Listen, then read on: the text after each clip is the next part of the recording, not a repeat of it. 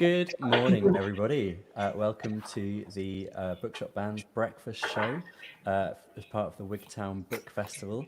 It's our morning dose of irreverent literary chat and a bit of music with three wonderful guests, changing each morning. But this morning we have the wonderful Vicky Allen. Morning, Vicky. Hi. Lovely to be here. Yeah. We have Christian Ribbons in the middle there. Hi, Hello Christian. there. Thank you for joining us. And we have the wonderful Jackie Morris at the bottom there. Hi, Jackie. Morning. Hello.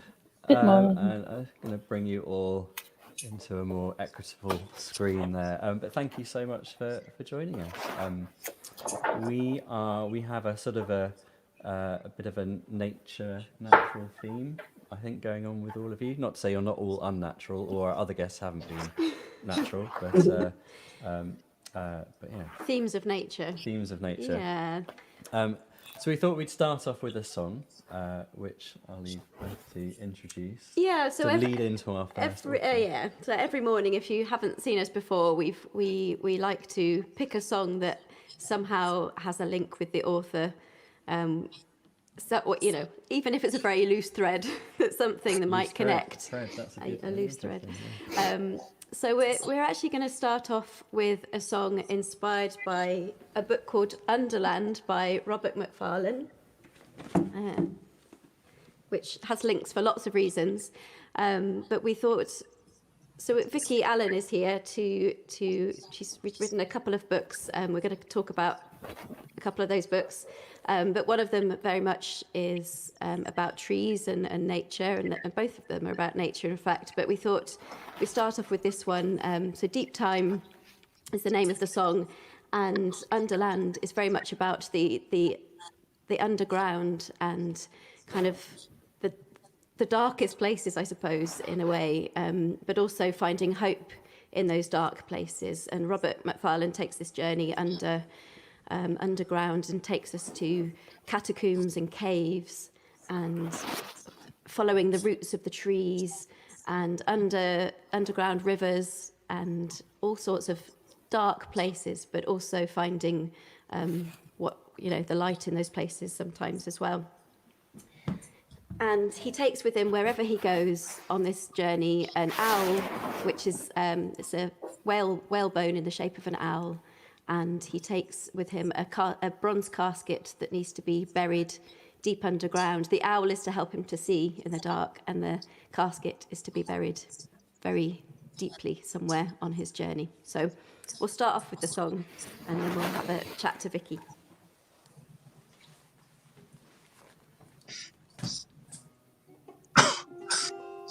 No, I might do the same today. Yeah. Headphones off.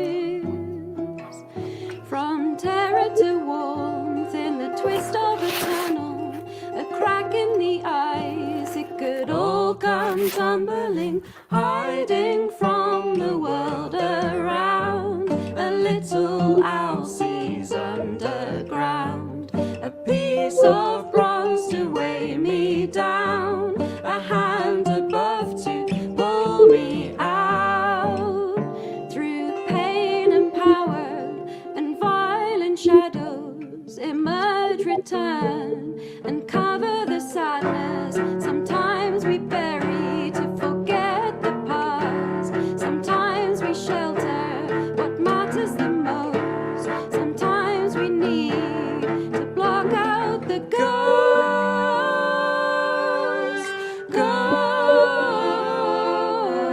Ghosts, ghosts.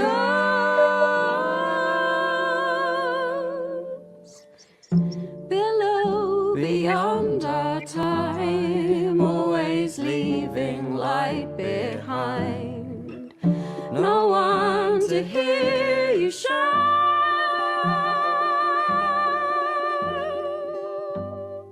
hiding from the world around. A little owl sees underground, a piece of bronze to weigh me down, a hand above to pull me out, hiding from the world around. A little owl sees underground, a piece of bronze to weigh me down, a hand above to pull me out, Hiding from the world around, a little owl sees underground, a piece of bronze to weigh me down, a hand above to pull me out.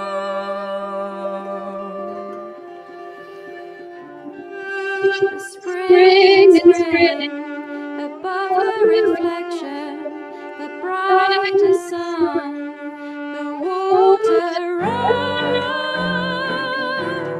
runs, runs, runs.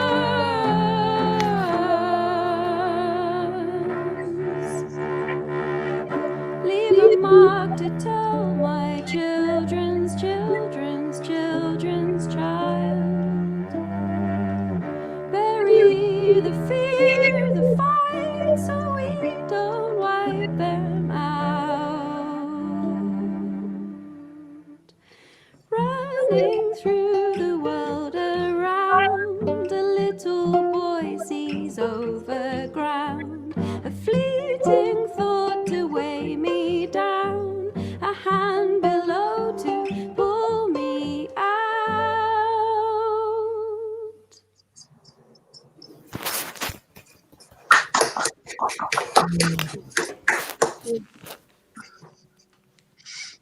Oh, thank you, thank you.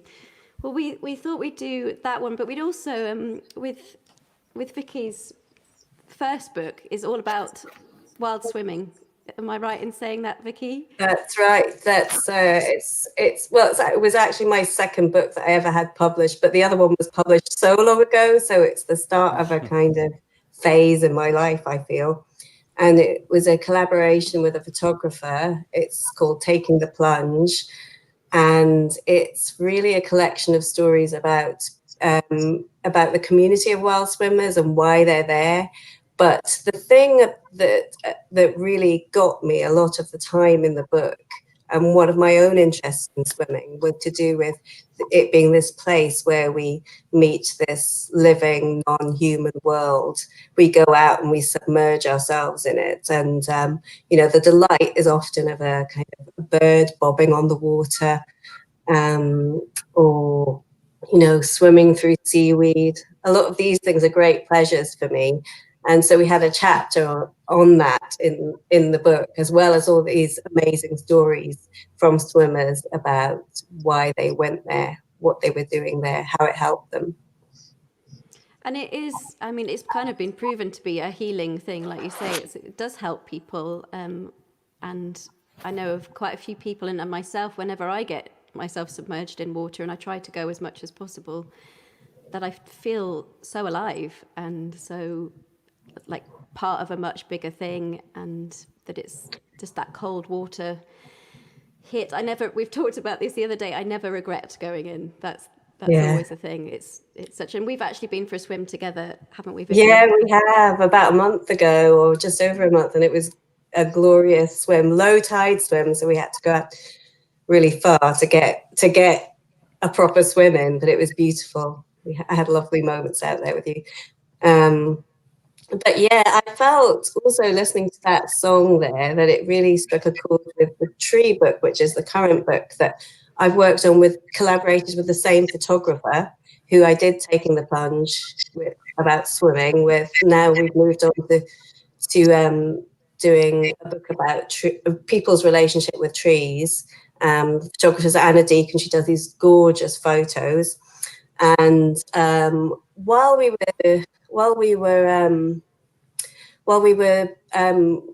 working on Taking the Plunge, I started to feel I wanted to think about other places where I felt that same connection, or the connectivity of ourselves in the world, and how to collect stories around that. And I felt the forest with trees was another place I felt that thing. And that was what sort of compelled me to think that our next book should really be about people and trees, and people to tell their stories around trees.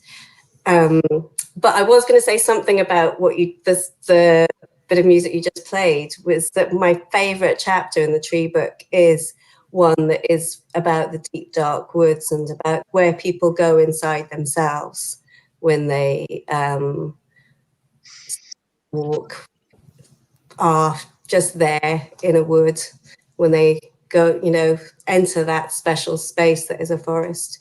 And there's some amazing stories of, for instance, a photographer I know who, she talks about her IVF journey, her infertility, and then I've got a story of someone getting lost in the forest and actually having to spend the night out there. And yeah, there's lots of fantastic stories about the sort of darker places, because I often think that when we talk about forest bathing and that sort of thing, it can sound like a light thing, like it's just like some sort of, oh, lovely, we're just like standing under the leafy green and beautiful. But actually we can end up going to some difficult places and coming out the other side, hopefully, but maybe not, I don't know.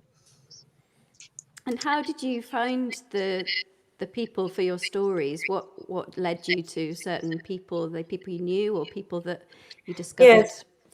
So there's a wide range of people. We did interview some famous people. So, for instance, Chris Packham's in the book, and he tells this incredible story about his relationship with his the beech tree, which he calls the most magnificent organism on earth, and how that relates to his relationship with his dogs, and how he wants to when he dies, he wants his ashes and his dog's ashes to be scattered there, and then for him to become part of that tree.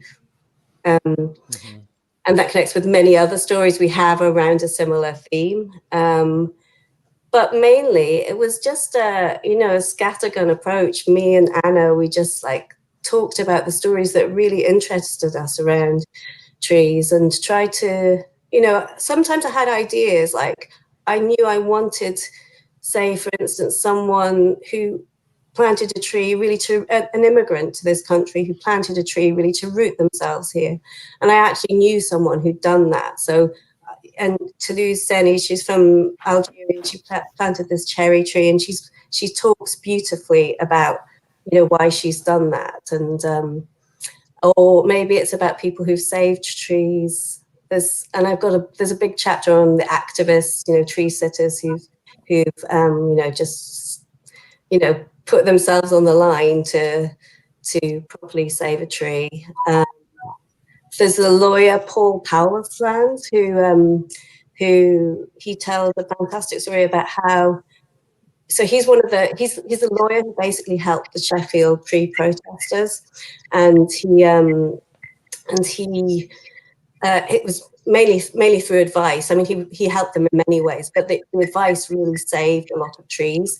But when he was a child, his grandmother's tree had been, his grandmother had been selling her house, and he knew that tree, this beautiful oak in the back garden of the house, was going to be felled by the developer who bought it, and he was obsessed with the idea that he really wanted to stop this happening.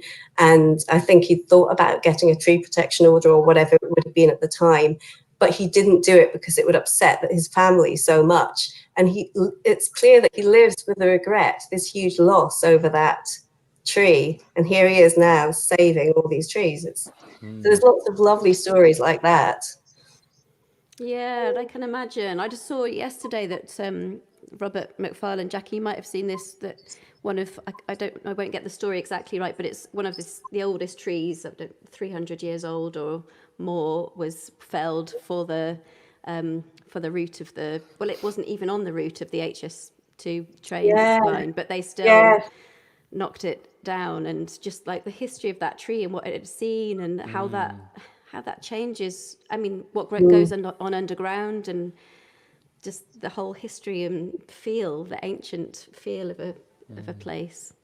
One thing in terms of ancient trees that I found quite interesting, like, you know, I grew up with quite a kind of in the forest family, and but I've had no real conception of how old a tree. You look at a big tree and you think it's ancient, and I've got no real conception about time and trees, because they exist sort of in this other time where they grow very slowly but become very big and live for huge lengths of time. But there was this tiny little sapling that my dad used to take me to, which was one of the goalposts in our makeshift football pitch in the park, and it was a little tiny sapling. And so I used to go there when I was about 5 and play football with my dad. And now when I go back to Bath 41 years later, or no, whatever, how many years later, it's now a massive big tree. And so this little sapling, this thing is my reference point for trees for me, because it's like I'm the same age as this tree, and this tree is, you know, to my mind now ancient, and I'm a bit and that's interesting. It's interesting, yeah. It is, because we had a few people talk about that sort of experience, or about I mean, specifically, I remember there's someone who talked about planting an apple pip when she was really small, and now going back, and it's a big apple tree, and she gets to eat the apples. And and time is a big thing in the book that a lot of people talk about. I was just thinking, the other thing is, we were asking how we found the people, is that the book turned out to be a very different experience from the one that I'd hoped it would be, because of lockdown. Because when we started out on it, I had this idea that we would, be all about me heading off to forests and sitting with someone by a tree and talking about trees, and just like that was my dream of it. But of course, we had lockdown, and suddenly all that stopped. And instead of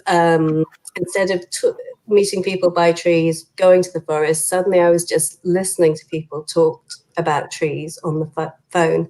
And it was an amazing experience in itself, because I was often totally transported to these places in my mind that people were describing. I would almost feel hypnotized by their descriptions of the particular tree or forest, or the experience that they'd had in it. And meanwhile, Anna Deacon, who was working on the photos, really had a struggle to try and get the photos, because she was, instead of being able to go out to the places we'd hoped to go out to, she was really limited a lot to Edinburgh, and where we live. And she was basically she would arrange to sort of see people on her walks with her long lens, standing by the trees. The photos are amazing feat, given the restrictions there were. And so, yeah, it's not what I hoped it would be, but it's been something brilliant, and a brilliant experience for me in a different way. Yeah, and it's a different thing that's come out. I was just going to say, the chapter in Underland, which is about trees and the communities between trees underground, that's probably the dream for you about how you would have written, because it's basically Rob round a campfire with a bunch of people all through the night, drinking brandy pressed from scrumpied from some earl's thing, just dancing around the trees. It's worth reading that chapter alone, I think, for you. Yes, I've read it. It is pretty much the dream. It's the dream, yeah. But I love that there's a power in the way that you did it, because the power that it had over you, because you couldn't go to those places, and a lot of people won't have been able to travel as much as they would have liked to. So the book itself, which is called For the Love of Trees. Yeah, Is that what it's called? that's right. Yeah. Which is you can get from all good bookshops, I'm sure, and It's particularly. actually it's not out yet. It's out next month. Okay, great, Pre-order it now, so go ahead and pre-order. great. Yeah. Well, Vicky, thank you so Thank much you. for joining us, and stay here and chat to the others. Yeah.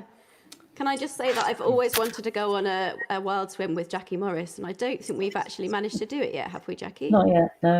No. No, because I remember the first time we met and we were talking when we were in the Lake District. It was the first time I really met you, and we talked. I heard that you did swim because you I live just in. swam across Grasmere, I think. Yeah. Jackie. And when I got out the water, a heron flew past, almost close enough to touch with my fingers. Beautiful. Wow. But I would promise you seals if you come and swim at mine. Oh, so Jackie lives near St David's in Pembrokeshire, and we have been there before, but haven't swum together yet. But I know that you do. And have you had a Maybe good summer next book festival we can all do it together. I don't know. I've not been in the water much. Yeah, I mean, we weren't supposed to go to the beach during lockdown. It was like some kind of crazy torture. And I have to confess, I did go to the beach. I did sit on the beach and write. And nobody died as a result of me sitting on the beach and writing. But yeah, it's so frustrating. And also they said no swimming. That's Yeah. Oh, Jackie, what's the point in living by the sea? Well, I guess there's the Yeah, view but it was this, and the wind and the. Yeah, but it's like we talked about, you know, for some people, that daily exercise, like some people can't walk very far. And so swimming is the thing that is that healing thing that they can do because their body has a weightlessness that you don't get when you're walking. So I think and in I'm the remote struggling places. with walking because I've no cartilage in one knee now, and I love that feeling as you go into the water of that weightlessness, how it lifts you, how it holds you. Anyway, back in the It's water. amazing. But I remember when I was pregnant, that feeling of just like, oh my goodness, my body. And I had a problem with my knee when I was pregnant as well, and it was just so nice to feel, just carried by something. Yeah. Let's hope that whatever restrictions come, we can still swim.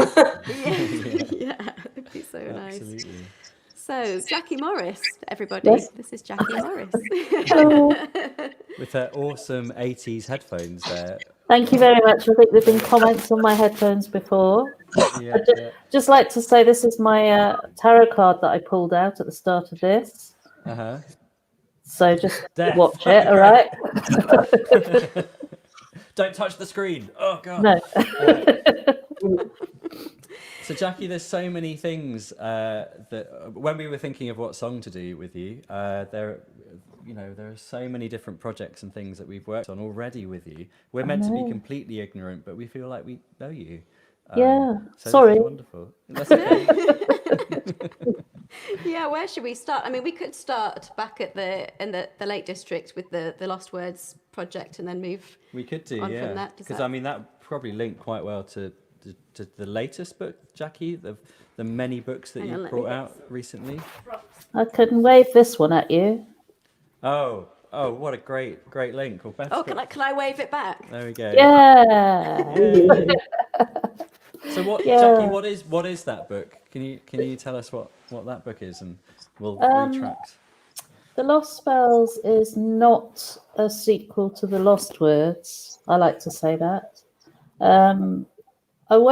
This is my second book with Robert Macfarlane. We made The Lost Words together, which is the book that Beth and I collaborated on. You got a copy. I haven't got a copy here. It's slightly larger than this one. Got my special edition copy.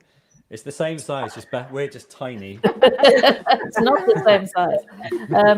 But what happened was after The Lost Words had finished, Robert continued writing spells. And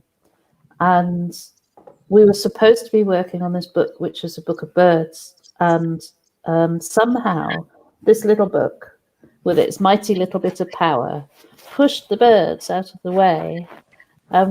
We were commissioned to make a kind of pocket-sized talisman of a book with 12 spells in. We ended up doing 21, but only in less than a year. So it was quite hard work.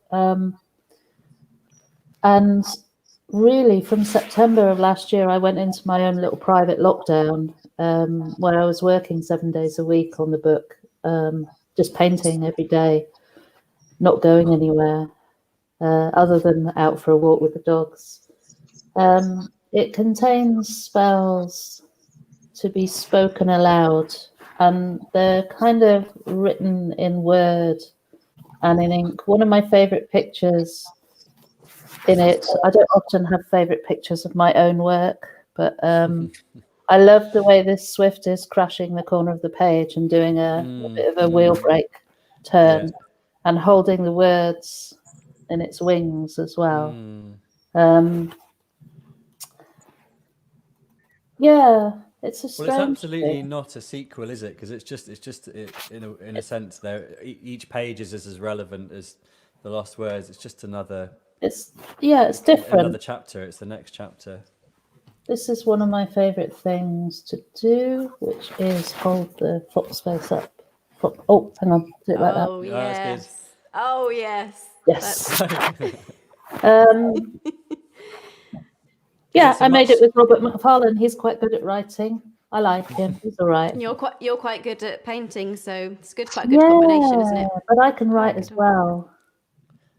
So you can, as we know, because we've also done another lockdown project with you, Jackie, which has been amazing. Do you want to talk a tiny bit about? Well, we could do a song and then talk about the unwinding a little bit. Or we could just I talk think we about the should talk unwinding. about how I asked you to do the audiobook of The Unwinding, and you made okay. something utterly magical from it. So I spoke to my publishers who were Unbound. It was a different project for me to do, this one, because all Unbound books are kind of crowdfunded by readers. So you have to achieve a target in order to get your book published. It's kind of like pre-selling before there's even a book.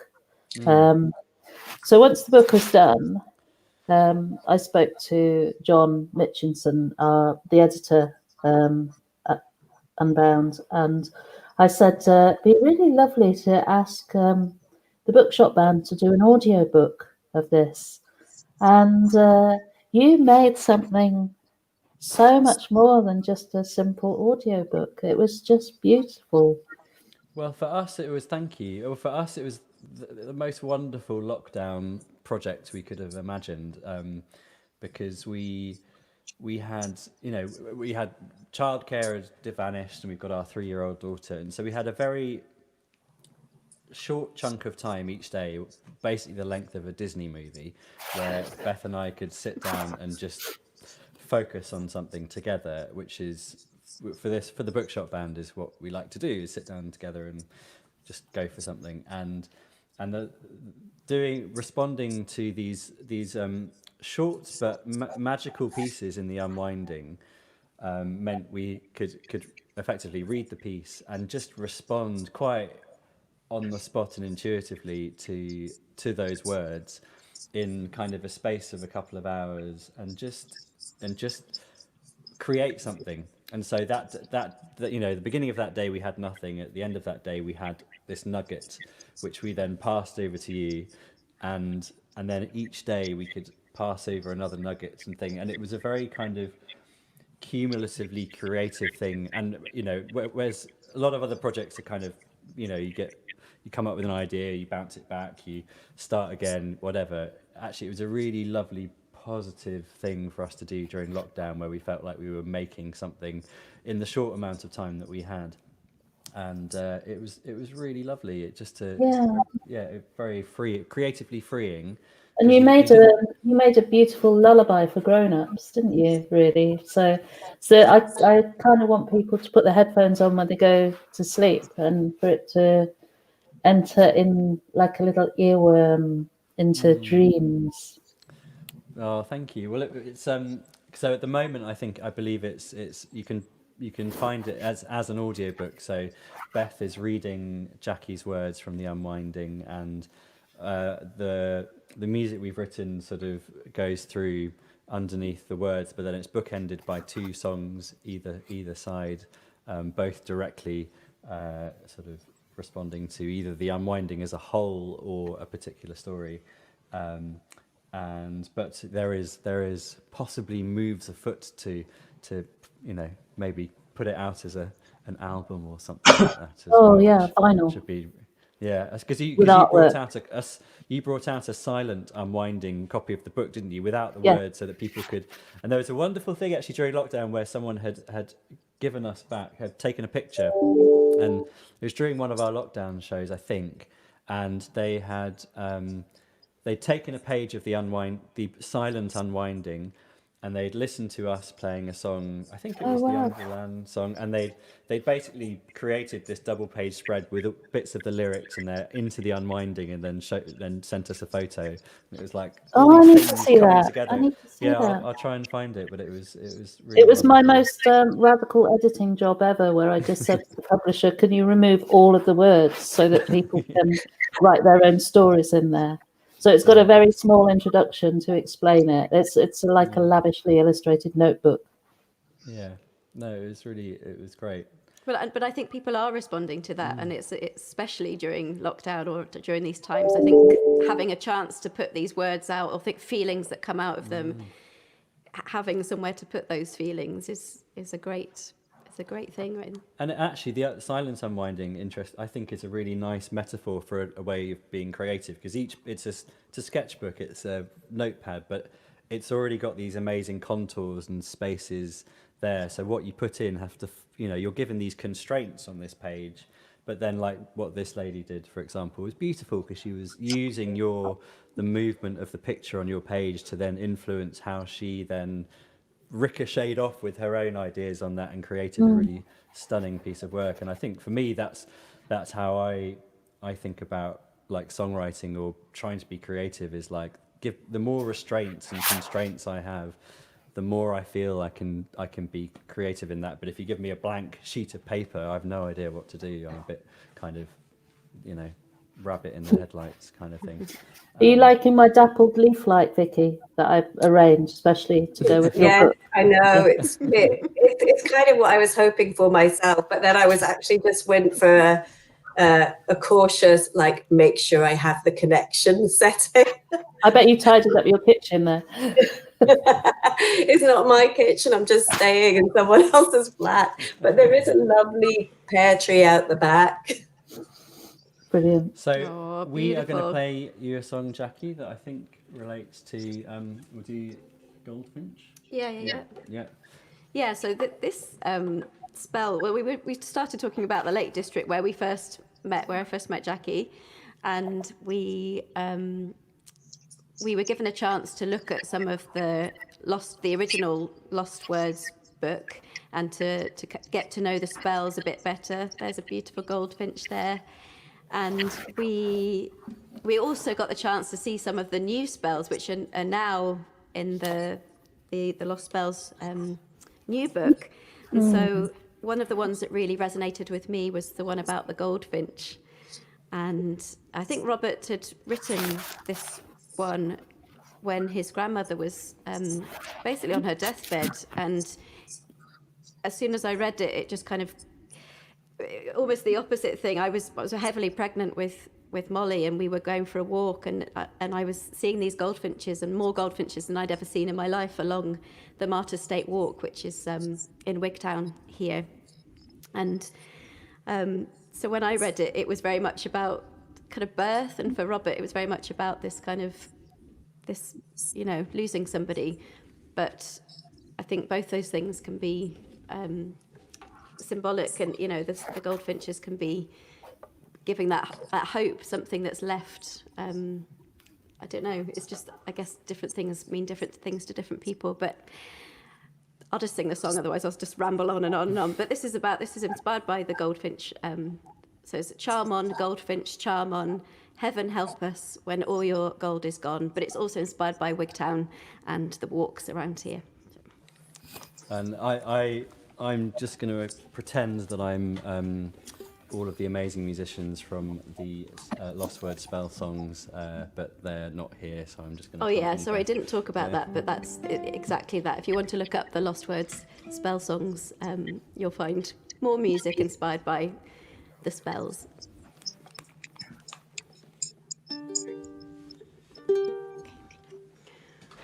Oops. 1, 2, 3.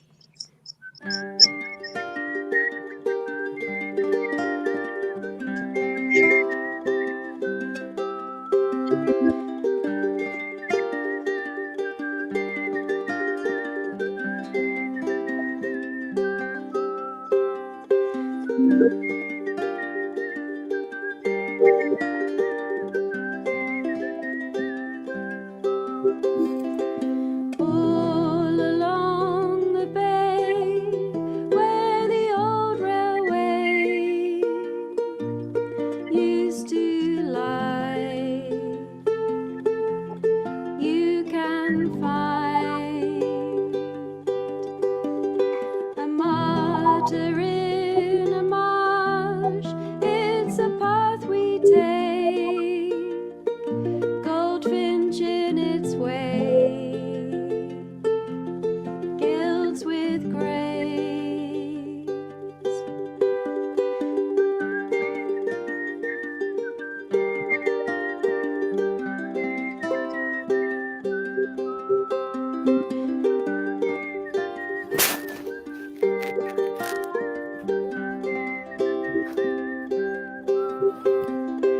Springtide high, red-haired you fly, in and out of sight, little gifts of light, tracks forever change and the season fades, goodbye to the sun, goodbye golden one. Charm on, goldfinch, charm on. Heaven help us when all your gold is gone. Charm on, goldfinch, charm on. Heaven help us when all your gold is gone.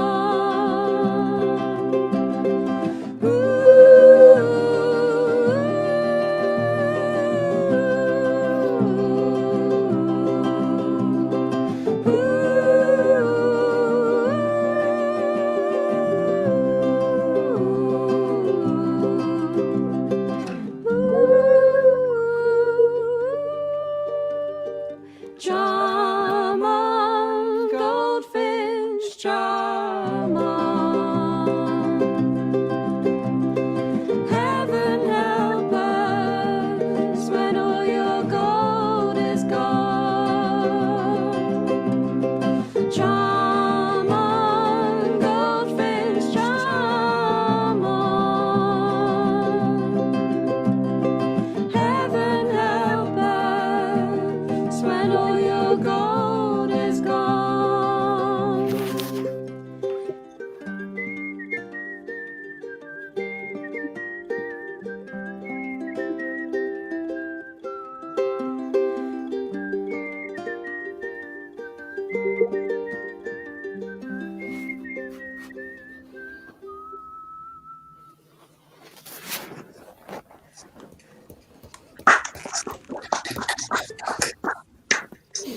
I do love that. Lovely. Oh, thank you. Well, it was amazing to be such a part of what's such an amazing project with all those musicians. And I don't think it's completely secret, but we are going to do it again, aren't we, Jackie? Yeah, and I love that because it's the perfect bridge between the two books as well. Because The Goldfinch, which wasn't one of the lost words, but somehow became a kind of emblem for the book, really, has flown into the lost spells. But yes, I hope we're going to be able to gather again in January and do the same thing again. And it's an astonishing thing for me as an artist who works a lot on my own. When I watched you as a group of musicians working together, I think it was peak Brexit, wasn't it, when we were there? And I could see these people working together, sharing space, giving each other the space to move forward, to speak, and the time to move back as well, and creating something beautiful. And then the contrast with Westminster and the noise and the egos and the just utter, am I allowed to say shite, that was coming out of that place? Put an E on It it. was, Yeah, fine. was just such a comparison. You made beauty, they made a mess. Well, Thank you. thank you. So we thank you so much, Jackie, for joining us. We are going to now move on to our third guest is Christian Ribbons, who I believe is a bookbinder based around Wigtown. That's right. Morning, Christian. Nice to see you. You've got a very fine bookcase behind you. Are these all bound by Yeah. very hand? Some of them, not many of those. You also have a very fine hat, and I believe, do you make your own hats? My wife does. She's a technical Ah. designer, so she does them. Yes, so it's and in this house and in this part of the world, it can get very cold, so it's very important, particularly in my Yes. bindery. It gets very cold. So. How did you come to bookbinding? Well, What brought you to... I didn't originally do bookbinding at all. I went to drama school and I worked in theatre. In fact, I worked in theatre all my life. But I don't know, about 25 years ago, well, there were two reasons. One, I collected books, and the books I really wanted, the only ones I could really afford, were disbound copies. So there was a reason to learn bookbinding there. But the other reason, which probably in a way was a more important one, was it was a sort of antidote to the frenetic world of theatre. I used to go to evening classes to begin with, and it was a sort of escape from what was, I say, a very frenetic world. And just being able to work on your own, concentrating on something slowly, rebuilding a book, it was a wonderful way to relax actually and cope with the rest of the with the more frenetic things that happened in theatre.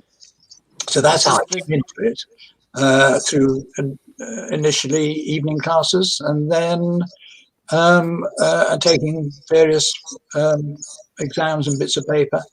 And then, of course, Wigtown became a book town, and I live about 4 miles from Wigtown. Couldn't believe it. Wonderful. On my doorstep, place to hunt for books. And then, of course, when I finally retired from theatre, I opened a bindery. I'd already collected a lot of tools and various bits and pieces that are necessary for bookbinding. And there was a bookbinder in Wigtown when it became a book town. She retired. And though I'd collected quite a few bits and pieces of tools and equipment, I was very fortunate because she sold me a lot of her equipment. So I was very quickly able to equip a bindery, and haven't looked back since. Fantastic. We've actually had the pleasure of going into an amazing, a book bindery space is an amazing space in Bath, where we started as the Bookshop Band. Oh yes, very famous in Bath. Yeah. Yeah. Can you remind me what it's called? I can't remember. No, is it Bainton? Bainton's. Bainton's. Yes. Yeah. And we actually did a little photo shoot for the Bookshop Band in their bindery section, but it's just amazing all the all the lumps of metal and walls just covered in papers and leathers and these tools that you just would have absolutely no idea what they do, but sort of and just seeing the production line, because they have about 8 or 9 people working there, and sort of one person does their job and passes it on to the next person. But just the most phenomenal, interesting place to me, a bit like a letterpress printing place. Like, again, it's sort of physically creating or repairing or putting a mark on paper in a kind of proper indent, and you need tools to do that, and weight, and it's sort of the antithesis of. What is so wonderful about a lot of the tools is that actually if a binder from the 16th, 17th century walked into my bindery now, they would recognize quite a few of the tools I use, and that's what's so amazing. They really haven't changed. They would probably think, "What are you doing with that's mine? That used to be mine." Like some of them are that old as well. Yeah. I mean, there are some new things, and glues have changed a bit, but a lot of the equipment is really exactly as they would recognise it, and that I find fascinating and rather exciting in a way that one stretches back over those centuries and still using the same equipment that has been there all the time. Do you have any particular books that you know? Because I guess people bring you books that they would like. Yeah, repairing. Is that right? I mainly work on repairing antiquarian or conserving books. That's my main, usually pre-19th century or pre-19th century, but some modern ones as well. Occasionally I get commissions for fine bindings, sadly not enough of them, but that's another aspect of the work. Well, if anyone out there would like their loved, cherished book, Foully Bound by Christian Ribbons in Scotland's Booktown, you must get in touch with Christian, because he has all the gear and all the knowledge, and he'll do it with love. Christian, where's your how do people find you online to if they wanted to bring you a book to? Well, they can. I mean, I don't advertise because I get enough work without having to. So I don't have anything though. I'm in Yellow Pages, or the modern equivalent of if you put my name into Google, it comes up. So that is the best way to get hold of me. Well, there we go. So yeah. We're getting kind of short to the end of our time, but I just want to ask you, Christian, is there a book that you've been handed over that, like, if you're handed over this, probably a wonderful book, does that fill you with terror or excitement? A bit of both. Yeah. But sometimes I have to be very careful not to spend longer reading the books than I do repairing them, because I do absolutely wonderful, particularly gardening books. 18th century gardening books are wonderful, telling you how to catch moles with lassos and scrape twig and things. I mean, absolutely fantastic. But you also find very exciting things amongst the books. That's when I separate some of the leathers, sometimes you find things underneath that are as interesting as the book themselves. Like, for example? Well, I've just been working on this, quite an early sort of lexicon, 1570 or something, and I separated a bit of the leather, and underneath there was some vellum, handwritten in Latin vellum, just little strips, sadly very small strips of it, which they had used underneath the leather simply to make sure the leather wasn't damaged by the sewing. And I thought, this is wonderful. These little strips of leather, to them, of course, it was scrap paper, I suppose. I mean, they moved on from writing on leather all the time, on vellum all the time. They were just using this scrap leather, but I'd love to have been able. I couldn't tell what it was. It's just the odd word. Wonderful. But you find things like that, and I found several things underneath. a sort of shopping list, 18th century What, book. what's this? Yeah, what's an old shopping list have on it? Well, it was more an Death account list. masks. I think it was more an account list, actually. Somebody's accounts of what they spent money on. And I always try to sew these things back in. I mean, to make sure that they remain in the book. So Great. photographed them and then I put them back in where they came from. Great. So Lovely. hopefully, 200 years time, somebody else is repairing it again. No. They'll come across them. That's the stories with the unexpected stories within books is wonderful. Life is full of excitement as a book binder. Well, Christian, we thought we'd play you. We've actually got a song about bookbinding. Fantastic! And it's just to show you how well we prepare. It's also a song inspired by Jackie's book, The Unwinding, and it's called The Binding, and it's a story. It's a song kind of inspired particularly by the introduction in The Unwinding, which basically is Jackie's way of telling the reader how to read this book or how not to read it, and also we've been to Jackie's studio and seen her from painting to sending off the papers to the publisher to Unbound to bind together. So we wrote a song called The Binding, and but about bringing these pieces of paper together, these disparate things, and collecting them into a book, into a story, and wrapping it up and handing it over. So we thought that might be a nice way to wrap up this morning's session. And just to show you how well prepared I am, I don't have a copy of the book to show you. Nor do we. What was that? A copy of the book. Oh, yeah. Okay. Right. So if we haven't played this live very much because we haven't played live very much in front of anyone. But this is a song for you, Christian, inspired by Jackie's book, The Unwinding. I'm just going to check my posting up, sorry. How do you... There we go. Okay. Beth plays lots of instruments on this one. Not very well. Okay, do I start?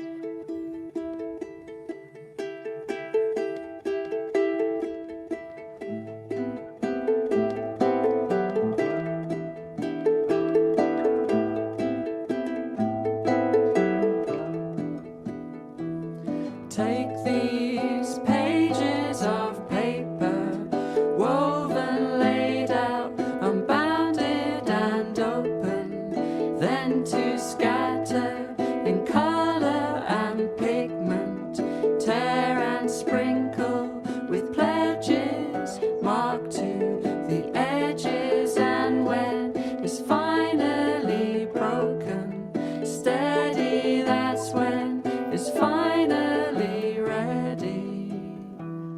Dance with me, we will cast a spell silently, cast your own as well.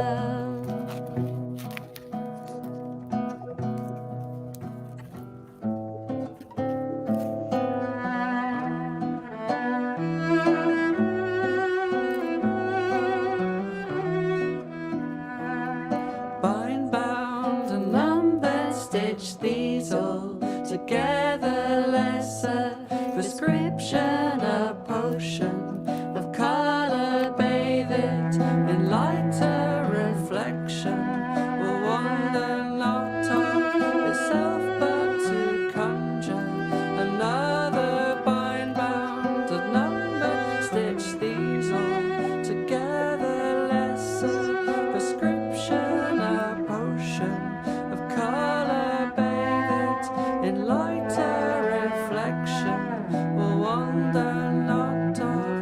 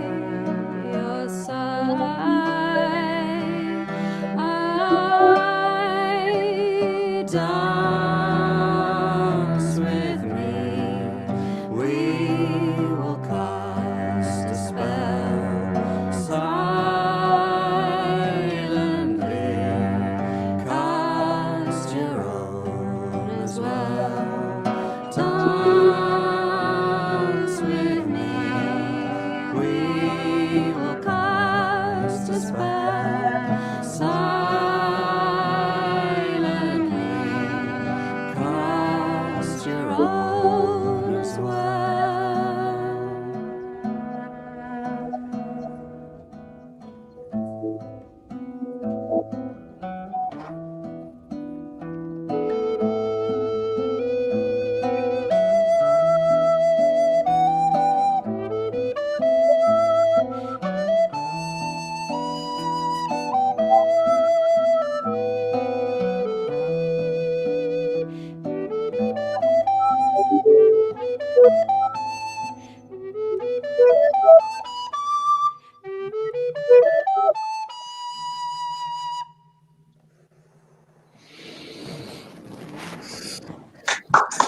Gorgeous.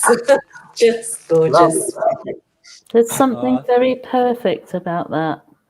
Lovely. Oh, thank you. Well, been there's something very so- perfect about all your books. Yeah, it's and been books so that you make. lovely having you all here this morning with us. Just really lovely to chat to you and feel like we all getting to know each other better and talking about good things. Yeah. Yeah, I Well, feel have a lovely spell has happened. Oh, well, thank you. And thank you to everyone who's joined us online. Sorry we haven't said hi. Kirsten, Lost Word Spell Songs are there. Claire O'Sullivan, Rachel Olga, Carl Olson from all over the world, the Old Bank Bookshop in Wigtown. Hello, everybody.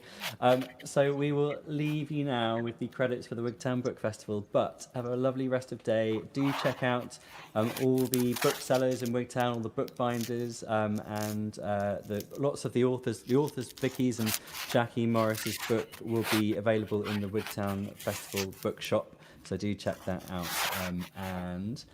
But for now, we will see you all tomorrow morning. Have a Thank lovely rest of the day, you. guys. Thank you. Thanks, Bye. guys. Bye.